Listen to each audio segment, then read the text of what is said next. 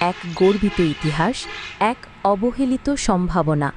বাংলাদেশের উত্তরাঞ্চলের গর্ব লালমনিরহাট বিমানবন্দর, এশিয়া মহাদেশের অন্যতম প্রাচীন বিমান ঘাঁটি, যার অবস্থানগত গুরুত্ব এশিয়ায় তৃতীয় স্থানেও বিবেচিত হয়েছিল দ্বিতীয় বিশ্বযুদ্ধের সময়। ১৯৪০-এর দশকে ব্রিটিশ সরকার এই এয়ারবেসটি গড়ে তোলে, যা তখন চীন-ভারত-বর্মা যুদ্ধপথে একটি কৌশলগত হাব ছিল।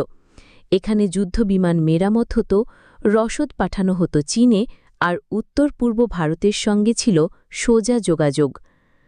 বর্তমানে বিমান চলাচল বন্ধ হলেও এখান থেকে যদি আবার বিমান চলাচল শুরু হয়, এটি হতে পারে ভারতের জন্য একটি কৌশলগত দুশ্চিন্তার কারণ।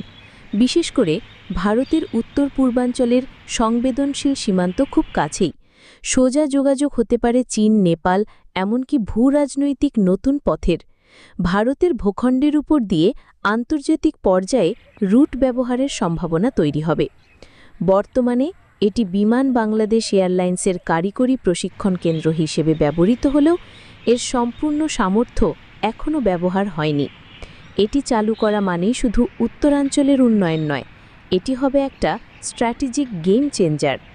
আজও অনেক প্রবীণ মানুষ বলেন, বিমান নামতো, রানওয়ের কাঁপনেই বুঝতাম যুদ্ধ তখনও শেষ হয়নি।